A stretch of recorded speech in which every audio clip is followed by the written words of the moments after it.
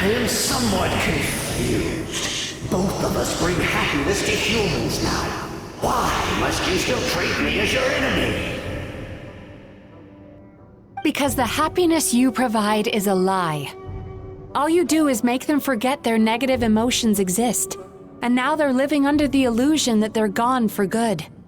All the while, these repressed feelings continue to fester in their subconscious, eventually becoming nightmares intense enough to become your home. Your kind has always thrived by magnifying your host's negative emotions for your own gain. What you're doing now is no different from what you've always done. Incorrect. This time, I shall change the fate of my entire kind.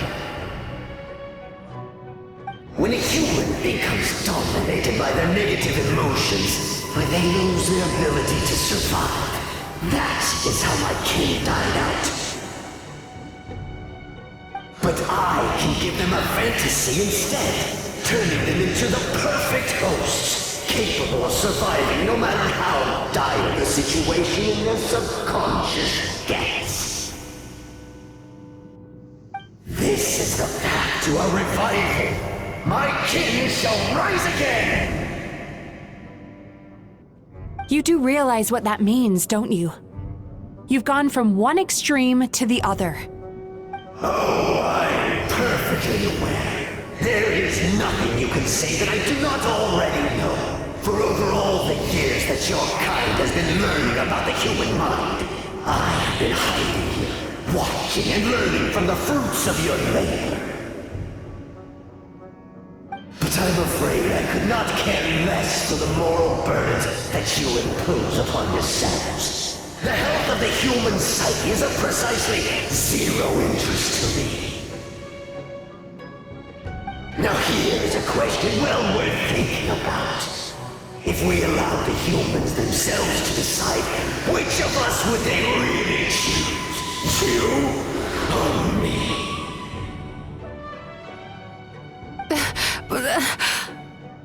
Do you see now? I won this battle long before you ever set foot inside this tree. What's going on? He's growing stronger, but we've exhausted the power of the sweet dreams already. Even if we could find more sweet dreams now, it still wouldn't be enough. If you accept that negative emotions are an immutable presence in the human mind, then you must also know that such emotions include apathy and sloth. Without the Yumekibaku there to hold their hand and walk them through dream regulation therapy, do you honestly think that anyone would ever be inclined to embrace their negative emotions? No. They would sooner run from reality to forget all about their troubles and live inside an illusion. But the whole reason I wanted to become a psychologist.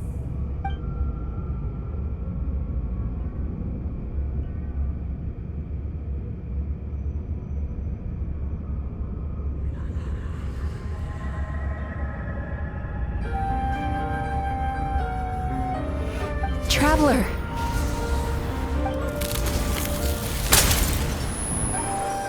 These feelings. So that's how they should taste. Longing, caused by separation. So bitter, and yet the experience led to a whole new journey for you. If you keep pressing on, maybe even more precious memories await. Despair, caused by failure. Icy cold, and yet in conquering this despair, you gained the courage to face the lightning. Regret, caused by missed opportunity, a harsh aftertaste. And yet it's only through that loss that we can learn to appreciate everything we have. And after all these flavors comes sweetness, passion, and refreshed hope. So that's why I was able to taste a sweet dream at our first meeting. Long before you ever met me. You'd already gained the courage to never avoid or run away from your feelings. And all your nightmares had become the fuel for sweeter dreams. The power that you have gained by processing everything from your long journey is surely far stronger than any power wielded by that creature. The whole reason I wanted to become a psychologist was to try and help people become someone like you.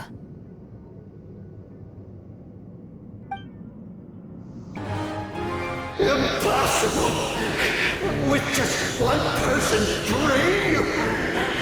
But how? I have been planning this for so long! Once the false dream he created has been destroyed, I can make sure all his victims make a full recovery.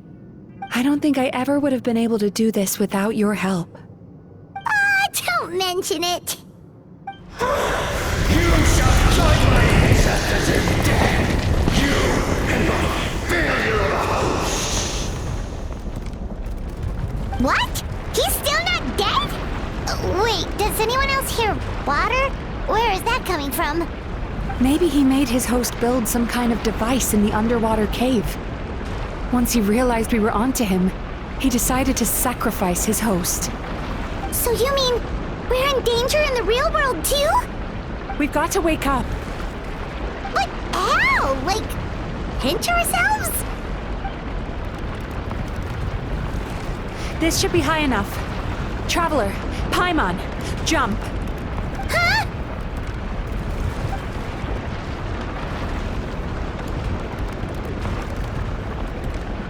If you're afraid, then just take my hand and close your eyes. Yes, just like the last time.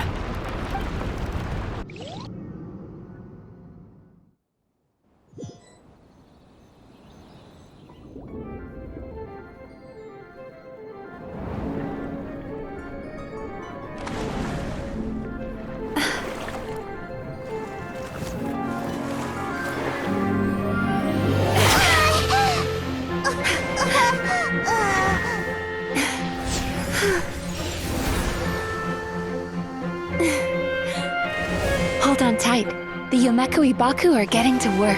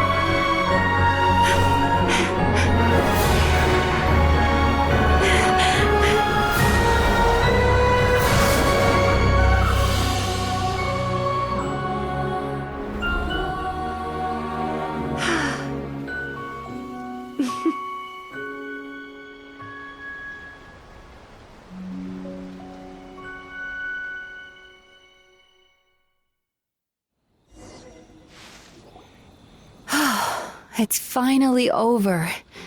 It's a good thing I had the foresight to ask them for help, or I'd be the one dying from indigestion tonight. They were very delicious. Traveler, could I pick your brain with another question? What do you think humans tend to have more of? Happy dreams or bad ones?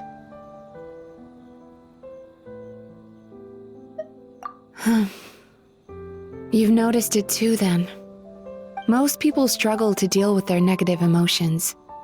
They bottle them up inside until they've festered and turned into nightmares. As a result, humans have far more bad dreams than good ones, and most happy dreams are short and fleeting. They are so rare that it's basically impossible for them to be shared with others.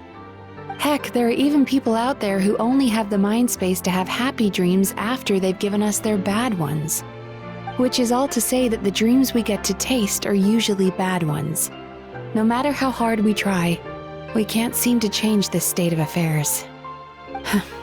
I once believed the only reason we Yumekui Baku existed was to serve as a disposal method for nightmares. It's a fate that we cannot escape, no matter how many dreams we eat or how many years pass by. Even though I call myself a clinical psychologist, I also have dark thoughts sometimes. I suppose that's the only problem I have. Still, after learning the principles of psychology, I came up with a new way to look at all of this. If we can use psychotherapy to help people come to terms with their emotions, they'll gain the ability to deal with their nightmares on their own, so they'll no longer need to call upon us for assistance. That way, more and more people can free up their minds for truly happy dreams until there'll be enough to share around. A naive one, more like. Even though I've run this business for quite a long time now, it still hasn't come true. Not even once. So I must thank you, because after meeting you, I finally became sure that my wish is achievable. And knowing that is all the treatment I need against the dark thoughts I sometimes have. There you are! Paimon's been looking everywhere for you, too! Paimon was just watching the Baku eat the nightmares. They got really full and started rolling around on their tummies. It was so cute. Anyway, that's why Paimon fell behind. Got a little distracted watching them. Oh, and speaking of Baku, we were gonna book another appointment with you, weren't we? Remember? Before we got caught up in all those nightmare shenanigans? It's a little late for that now. Ask me again tomorrow. Oh. Still, the night is young. Want to stay here and watch the moon with me for a little longer? Huh?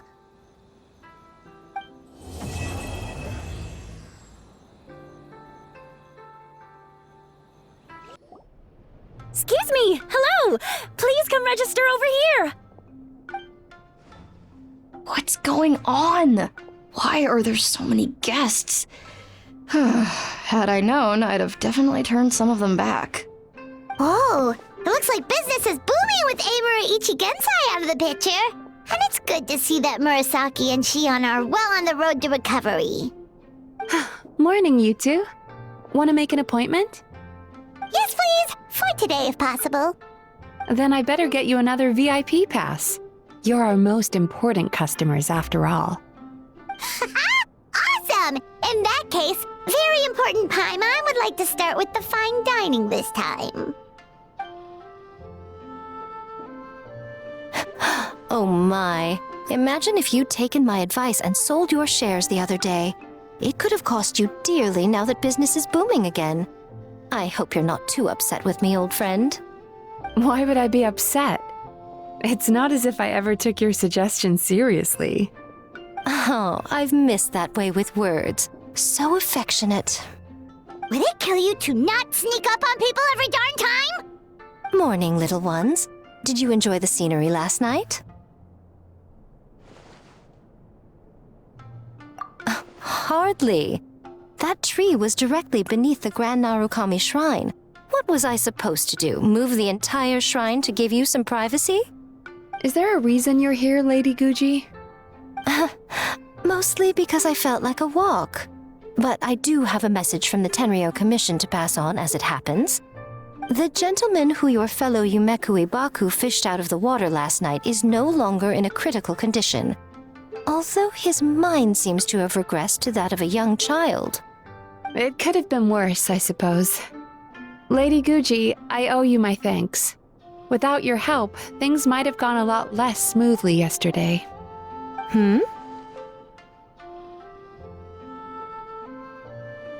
Come on, Miko. You've always been worse than me at keeping secrets.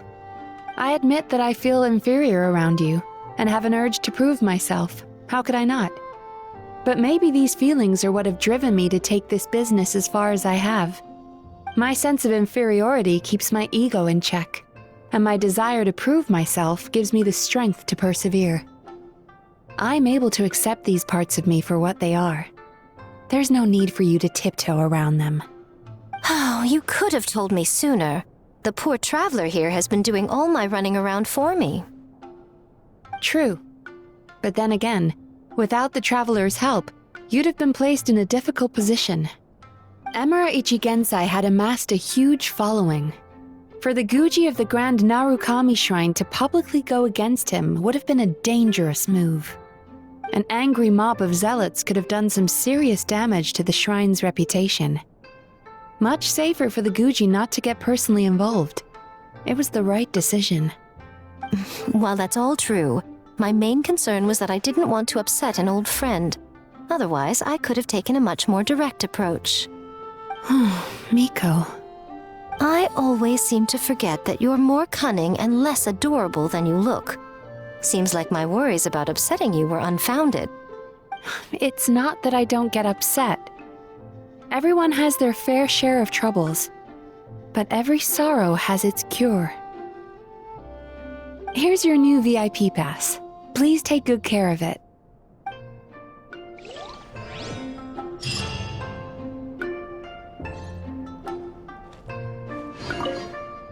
Could we go over your past experiences when you have a moment? There's a lot of gaps in your medical history I need to fill in. Oh, hello, little one. It's been a while since you last came to seek your fortune at the shrine.